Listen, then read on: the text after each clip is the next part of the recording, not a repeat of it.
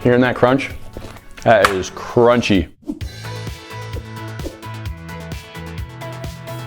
Guys, we haven't used our Harvest Right freeze dryer in quite a while, and it's time to try something new. Some of our favorite things that we've put in that machine are candy, and we've got the Christmas season, so we're gonna try some of my favorite Christmas themed candies to see what happens when we freeze dry them. For those of you who are not familiar, a freeze dryer is a machine. It gets very cold, freezes everything that's in it. It then pulls a vacuum so there's no pressure in a chamber. It then slowly warms back up, and as it does, any water that's in whatever's in the machine gets evaporated. It goes from its frozen solid state directly to a gas as a result of the low pressure. It doesn't run through a liquid state again, which gives things a really interesting texture. We've tried it out with several things before, and today here we are. We're doing Christmas themed candies.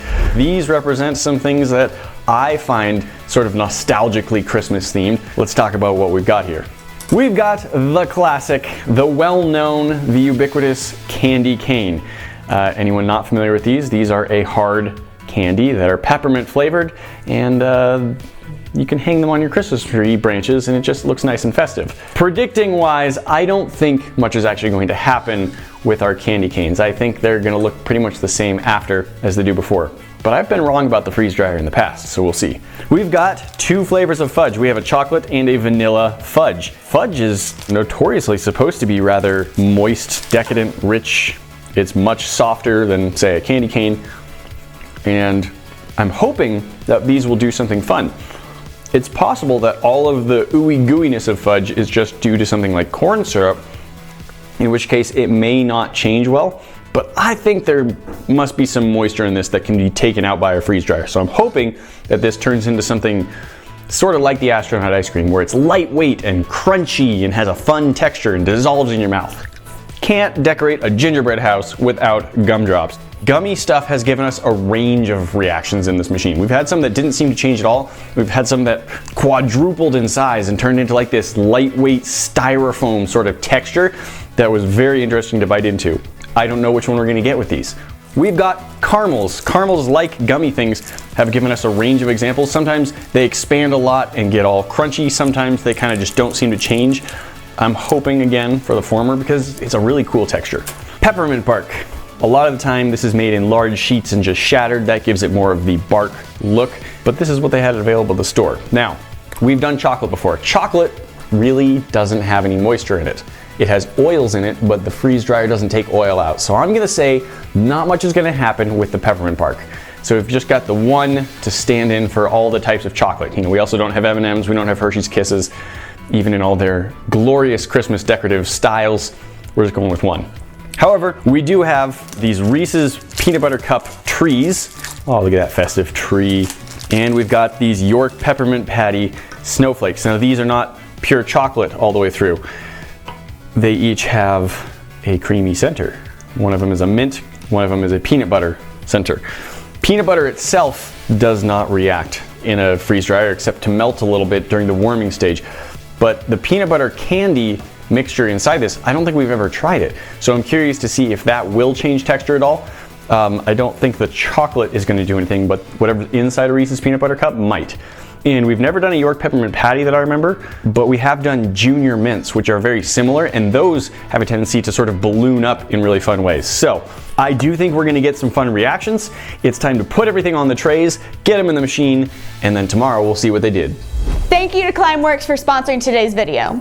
Climeworks is the leader in removing carbon dioxide from the atmosphere. They use a technology called direct air capture, which removes CO2 directly from the air to either be reused for business purposes or stored underground permanently, meaning it no longer contributes to global warming. I love this initiative because CO2 numbers continue to rise, and this is a way for all of us to reverse climate change and to do our part. As an individual who's studied weather and climate, we must get our CO2 numbers under control. Climework makes it easy for anyone to become cognizant of their carbon footprint and helps you reduce your carbon footprint and start on a climate positive journey. The gift of carbon dioxide removal is a unique and environmentally friendly gift, something you literally cannot get anywhere else. It's a gift in a great way to reduce your carbon footprint and a perfect eco-friendly gift for your friends, family, and and most importantly, our planet. Plus, it can be sent digitally across the world and bought last minute. I'll be using the gift of climeworks this year for my sister because we are both working towards reducing our carbon footprint. And what better gift to give one another than doing just that? What I'm stoked about is the first 100 people to use the code TKOR10 will receive 10% off their first purchase. Act now because this code is only valid through the end of the year. Head to gift.climeworks.com/TKOR to give the gift of CO2 removal this holiday season. The machine is finished with what it's been doing, so it's time to release the vacuum seal and see how everything's looking. We'll do a very quick look here, but mostly we'll take a look at it downstairs.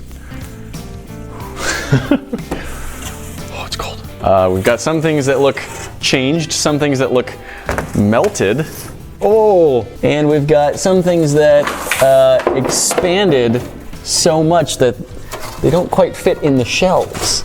Let's take a look at what we've got. Starting off with the candy cane, we had two candy canes, one that was unwrapped and one that was wrapped. Something is different with it. And I think if we do a cross section, we'll be able to see. So there's kind of an inner core, and then there's like an outer layer that you can see. And on the freeze-dried one, that outer layer is expanded a little bit. It started to bubble up.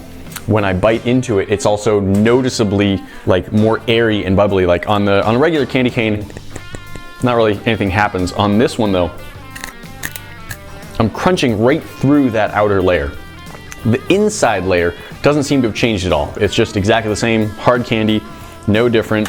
But that is interesting. I didn't think anything was gonna happen to the candy canes, but at least part of it has enough something different about it to be noticeable. Spice drops, they're frozen still. Everything gets really cold in the freeze dryer. It gets down to really low temperatures. It then does warm the trays up, so anything in contact with the trays heats up, but there's no air in there, so warm air doesn't travel through, it doesn't convect through the machine, and then when it gets cold again, things like gumdrops are just really hard. Now, these didn't expand, they're not fluffy, they're not crispy, and it's cold enough that like I'm genuinely worried about trying to crunch through it. Now it's warming up in my mouth, completely unchanged after it warms up. It's just a gumdrop. All right, the caramels. These, as you can see, are different. These have changed. They are not the same shape, they are not the same color, they are not the same texture. They are massively different. They expanded enough that they touched the top shelf above them and stuck a little bit, and that's why they kind of all got like dragged and broken up a little bit, but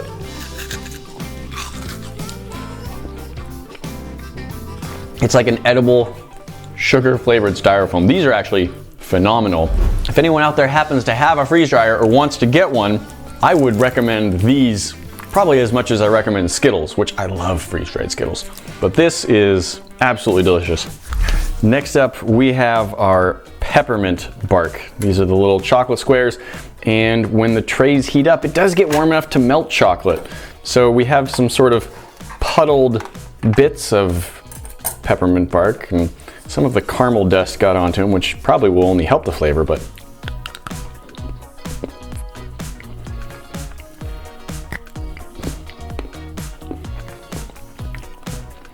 it tastes exactly the same. This just melted a little bit. There's no change in flavor. The texture is pretty much the same even. Overall, the main difference is that this was cold when it was on the tray. And we have something similar over here where we had our Reese's peanut butter cup trees. One of these I cut the chocolate bottom off of, and the other one I didn't. I suspect this is the one I did not cut it off of because there's more chocolate. The Reese's filling, I was hoping that maybe we'd get an interesting reaction from that. Texture and flavor, exactly the same. The chocolate part is all melty, but the peanut butter inside, the texture and flavor, pretty much unchanged. So interestingly, the Reese's is covered in chocolate, and the York peppermint patty stars are covered in chocolate, but the chocolate on the Reese's melted, whereas the chocolate on the York patties really didn't. It is no longer a thick, soft cream stuff. Let's see if my teeth can handle this.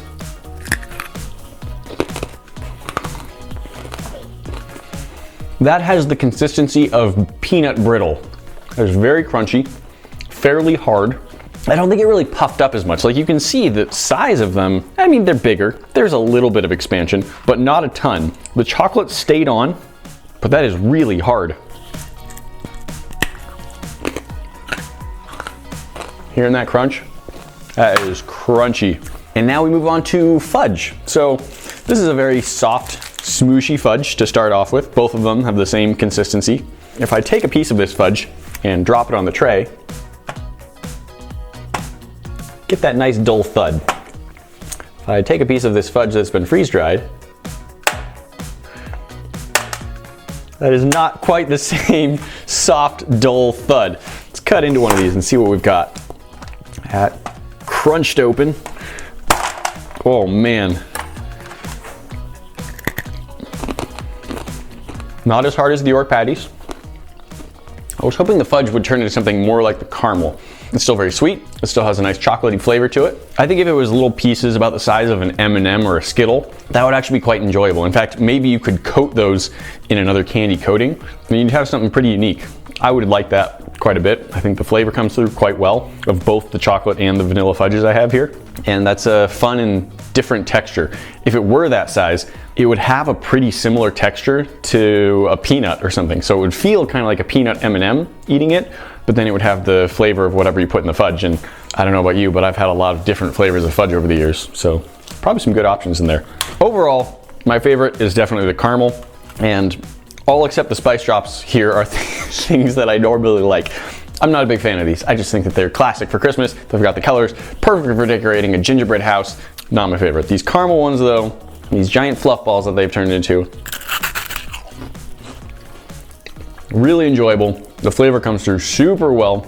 I always kind of imagine that would be a really cool like topper for a dessert in a 5-star restaurant. It's just delicious, and no one is ever going to have any idea what it is. Like, you could put that on top of a $14 cupcake or something, and people would eat it and they'd be like, that's good. No idea how they made it.